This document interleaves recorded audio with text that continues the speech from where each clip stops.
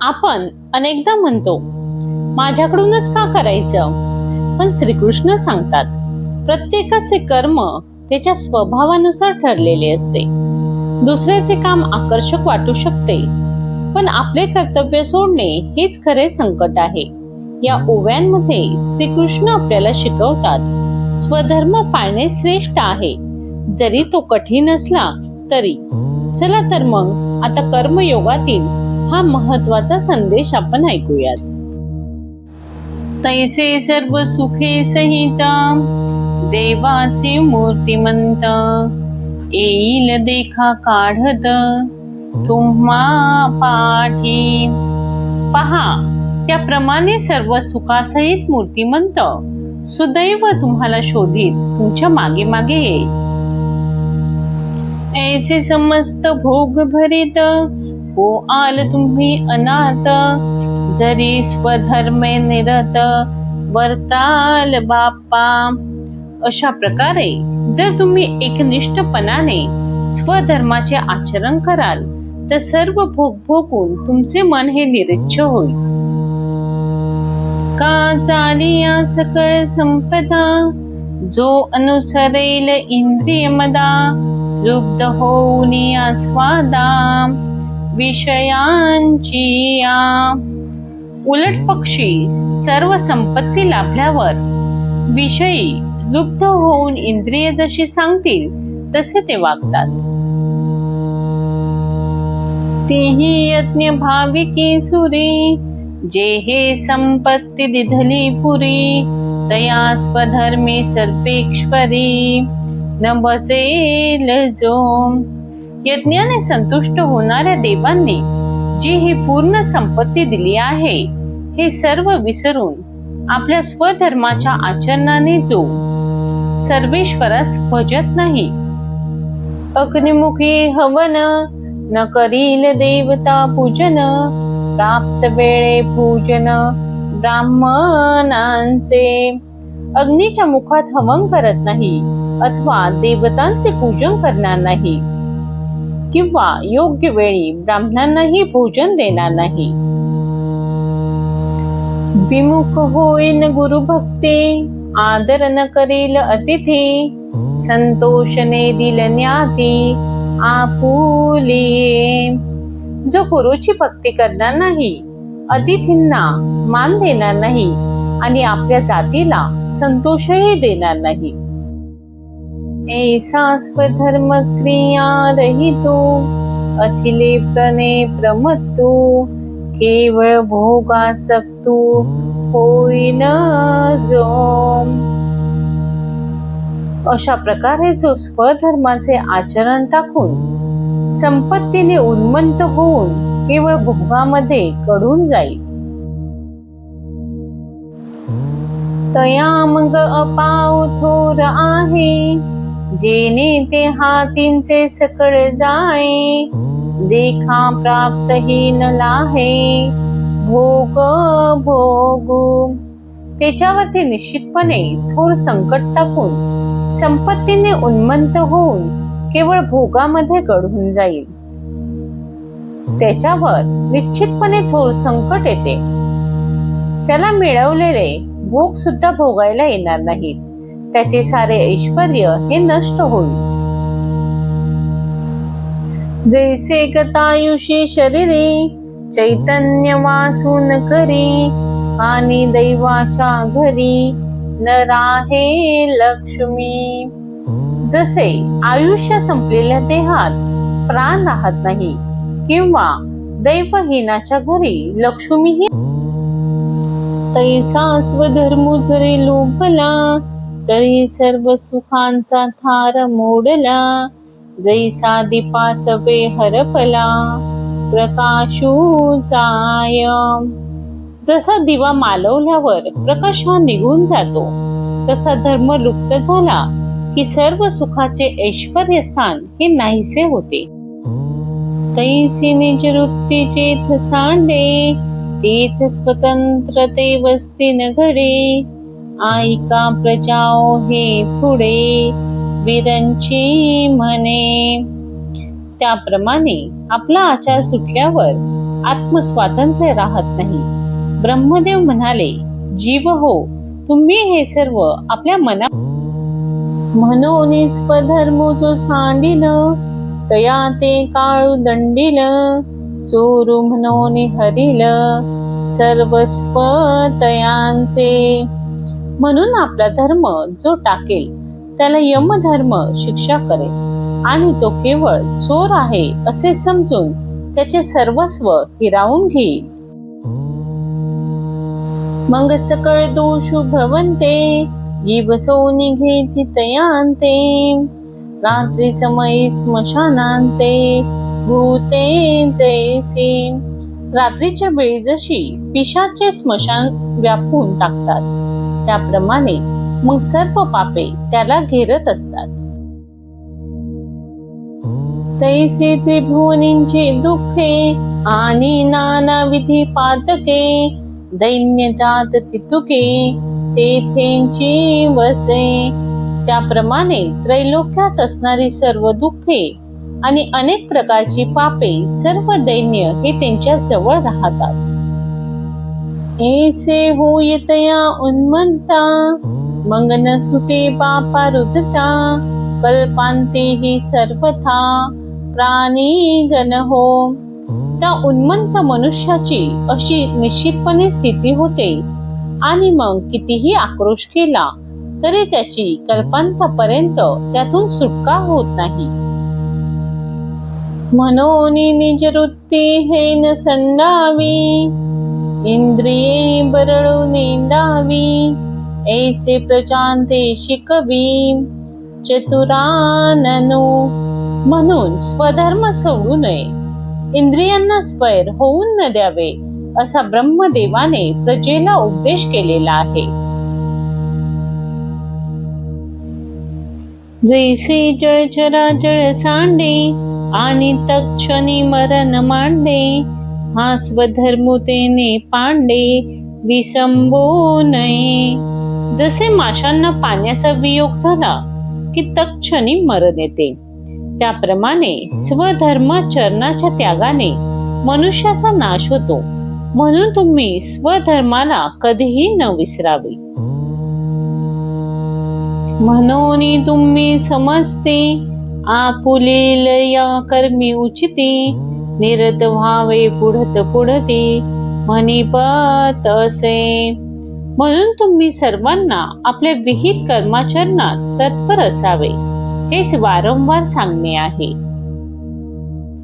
देखा विहित क्रियाविधी, निर्हेतुका बुद्धी, जो असती समृद्धी विनियोगू करीन. पहा, निर्हेतुक बुद्धीने स्वधर्माचे आचरण करण्यात जो आपल्या संपत्तीचा विनियोग, गुरु गोत्र अग्निपूजे, अवसरी भजे द्विजे, निमित्तांदिकी यजे पितरो दोषे. गुरु, गोत्र आणि अग्नी यांचे पूजन करतो, योग्य वेळी ब्राह्मणांची सेवा करतो आणि पितरांकरता श्राद्धादी नैमित्तिक. या यज्ञ क्रिया उचिता, यज्ञेशी हवन करिता, हुतशेष स्वभावता उरे जे जे. या विहित कर्माच्या आचरणावरून यज्ञाने यज्ञ पुरुषाच्या ठिकाणी यजन करून जे जे यज्ञशेष सहजच राहत, ते सुखे आपुले घरी, कुटुंबेसी भोजन करी, की भोग्यची ते निवारी कल्म शांते. त्याचे आपल्या घरी आपल्या कुटुंबासह सेवन करतो, ते सेवनच त्याच्या पापाचा नाश करते. ते यज्ञावशिष्ट भोगी, मनोनी सांडीचे तो अघी, जया परी महारोगी अमृत सिद्धी. ते यज्ञातील अवशेष तो भोगतो, म्हणून ज्याप्रमाणे अमृताच्या सेवनाने महारोगही पळून जातात, त्याप्रमाणे पातके त्याला सोडून जातात. की तत्वनिष्ठू जैसा, नागवे भ्रांतिलेशा, तो शेष भोगी तैसा ना कळे दोषा. किंवा ब्रह्मनिष्ठांना शोक, मोह इत्यादी गांजत नाही, त्याप्रमाणे यज्ञातील शेष भोगणारा पापाच्या तडाख्यात सापडत नाही. म्हणून स्वधर्मे जे अर्जे ते स्वधर्मेची विनियोगीचे, मग उरे ते भोगीजे संतोषेसी. म्हणून जे स्वधर्माने मिळवावे ते स्वधर्मासाठीच खर्च करावे आणि मग शिल्लक जे राहील त्याचा संतोषाने उपभोग घ्यावा. हे वाचोनी पार्था रहाडो नये अन्यथा, ऐसी आद्य हे कथा श्री पुरारी सांगे. अर्जुना, याच्याशिवाय दुसरे अन्य वर्तन करू नये, अशी ही सृष्टीची आरंभीची कथा श्रीकृष्णाने अर्जुनास सांगितलेली आहे. जे देहची आपण प्रेमानिती आणि विषयांते भोग्य म्हणती, या परते ते न स्मरती आणि काही. आपणच देहच आहोत असे मानून जे लोक विषय हे भोग्य वस्तू आहे असे समजतात आणि ज्यांना या पलीकडे दुसरी काहीच कल्पना नसते. हे यज्ञोपकरण सकळ नैन तसा ते बरळ, अहम बुद्धी केवळ भोगू पाहती. ते बहकलेले लोक अहंकार बाळगून यज्ञाचे साधन असलेले जे धन त्याचा स्वतःसाठी उपभोग घेतात. इंद्रिय रुची सारिखे करविती पाकनिके, ते पापी पातके सेविती जान. जे जे इंद्रियांना आवडते त्या साऱ्यांचा ते संग्रह करतात, ते पापी लोक या पदार्थाच्या रूपाने वस्तुतः पाप सेवन करत असतात असे समज. संपत्ती जात आघवे हे हवन द्रव्य मानावे, मग स्वधर्म यज्ञ अर्पावे आदी पुरुषी. वस्तुतः आपली जेवढी संपत्ती आहे ती सारी यज्ञात उपयोगी पडणारी सामग्री आहे असे समजावे, मग ती स्वधर्म रूपी यज्ञाने परमेश्वराला अर्पण करावी. हे सांडोनी अमूर्ख आपण पेयाला घे देख, निपजविती पाक नाना विध. हे सर्व सोडून मूर्ख लोक स्वतःसाठी नाना प्रकारची पक्वान्ने तयार करतात. जे हे यज्ञ सिद्धी जाये परेशा तोषी होई, ते हे सामान्य अन्न न होई म्हणोनिया. ज्या अन्नाच्या योगाने यज्ञ सिद्धीला जातो आणि परमात्मा संतुष्ट होतो ते हे अन्न कमी योग्यतेचे नाही म्हणून. हे न म्हणावे साधारण अन्न ब्रह्मरूप जान, जे जीवन हेतू कारण विश्वायया. ते अन्न सामान्य समजू नये, अन्न हे ब्रह्मरूप आहे असे समज, कारण की अन्न हे सर्व जगाला जगण्याचे साधन आहे. अन्नास्तव भूते प्ररोहो पावती समजते, मग पर्जन्यू या अन्नादे सर्वत्र प्रसवे. हे सर्व जीव अन्नामुळे वाढतात आणि अन्न हे पावसामुळे उत्पन्न होते. तया पर्जन्य यज्ञ जन्म प्रज्ञाते प्रकटी कर्म, कर्मासी आदि ब्रह्म वेद रूप. तो पाऊस यज्ञापासून उत्पन्न होतो आणि तो यज्ञ कर्मापासून प्रकट होतो. तया वेदांते परात्पर प्रसवतसे अक्षर, म्हणोनी हे चराचर ब्रह्मबद्ध. आणि त्या वेदाची उत्पत्ती परात्पर व अविनाशी अशा ब्रह्मापासून होते, म्हणून वेद रूप ब्रह्म हे कर्माचे मूळ आहे हे स्थावर जंगमात्मक विश्व ब्रह्मामध्ये गोवलेले आहे. परिकर्माची मूर्ती यज्ञीय दिवा सुश्रुती एके सुभद्रापती अखंड काम. अर्जुना ऐक, परंतु मूर्तिमंत कर्मरूप यज्ञामध्ये वेदांचे नित्य राहणे आहे. ऐशी हे आदि परंपरा संक्षेपे तुझ धनुर्धरा सांगितली या अध्वरा लागोनिया. अर्जुना, याप्रमाणे ही मुळातली परंपरा तुला या यज्ञाकरता थोडक्यात सांगितलेली आहे. म्हणून समूळ हा उचितू स्वधर्मरूप क्रतू नानुष्टी जो मत्तू लोकी. म्हणून जो उन्मत्त पुरुष या लोकामध्ये योग्य अशा स्वधर्मरूपी यज्ञाचे पूर्णपणे आचरण करणार नाही, तो पातकांची राशी जानभार भूमीसी. जो कुकर्मे इंद्रियांसी उपेगा गेला. जो वाईट आचरण करून इंद्रियांचे केवळ लाड पुरवतो, तो पापाचे राशी असून भूमीला भार आहे असे समज. ते जन्म कर्म सकळ अर्जुना अति निष्फळ. जैसे का अभ्रपटल अकाळींचे. जसे भलत्याच वेळेला जमून आलेले ढग निरुपयोगी असतात, त्याप्रमाणे अर्जुना त्याचा जन्म आणि कर्म निष्फळ आहे.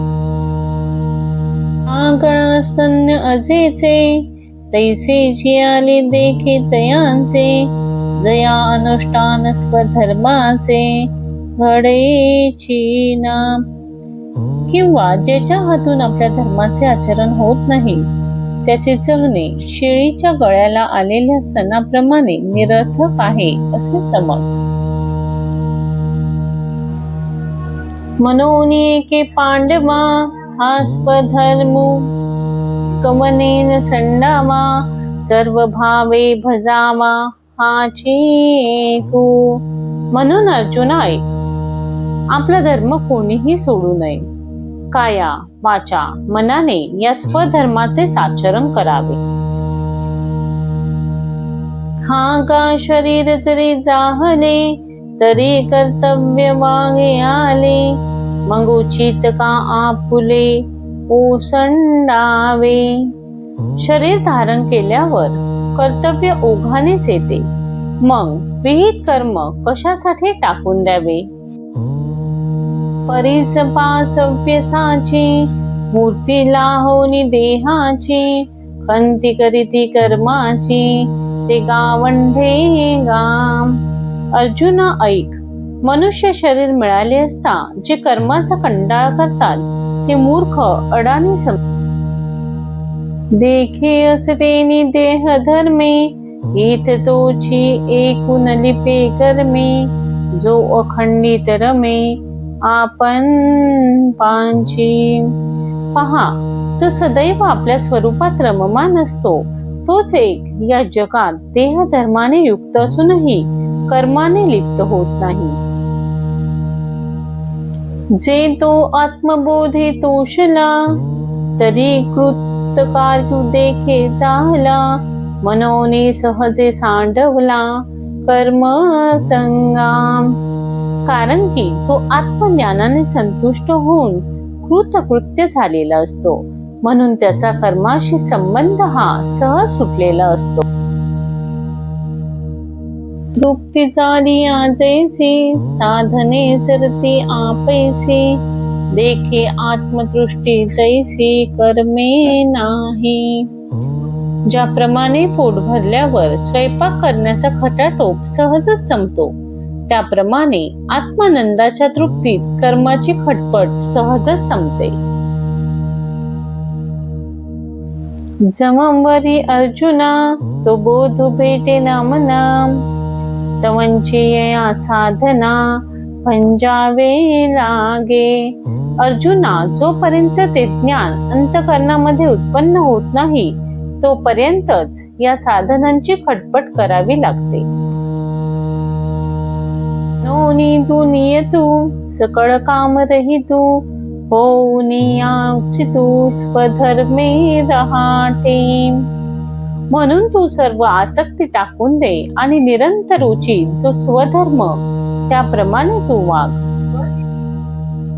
म्हणूनच श्रीकृष्ण सांगतात, दुसऱ्यांचा मार्ग सोपा वाटला तरी तो आपल्यासाठी योग्य नसतो. आपले कर्तव्य कठीण असले, अपूर्ण झाले तरी ते श्रेष्ठ आहे. स्वधर्माने चाललेले पाऊल सुरक्षित असतो. परधर्माचा चमकदार रस्ता हा धोका. याच ठिकाणी कर्मयोग आपल्याला स्वतःकडे परत आणतो. असेच नवनवीन व्हिडिओ पाहण्यासाठी चॅनेलला लाईक, सबस्क्राईब करा आणि कमेंटमध्ये रामकृष्ण हरी लिहा.